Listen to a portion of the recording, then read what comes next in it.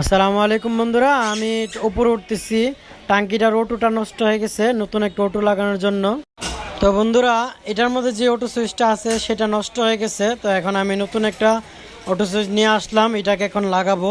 তো কিভাবে লাগাতে হয় সেটা এখন আমি আপনাদেরকে দেখাবো। তো দেখুন।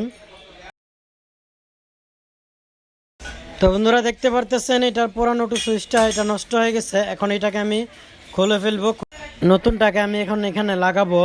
তো পুরানটার কানেকশনটাকে আমি কেটে ফেলবো, কেটে নতুনটাকে কানেকশন করব। তো দেখুন, এখন আমার নতুনটার কানেকশন কিন্তু করা হইতেছে। এখানে কিন্তু লাইন আছে। এখন আমি এটাকে জোড়া দিয়ে দিতেছি। তো আমার জোড়াটা কমপ্লিট হয়ে গেছে দেখতেছেন। এখন আমি অটোটাকে কিন্তু টাঙ্কির মধ্যে ছেড়ে দিচ্ছি। এখন এটার লেয়ারটাকেও মিলিয়ে দিচ্ছি। তো দেখতে পারতেছেন আমার কিন্তু লাইন করা হয়ে গেছে, অটোটা চালু হয়ে গেছে। এখন কিন্তু মোটরটা চলতেছে। এখন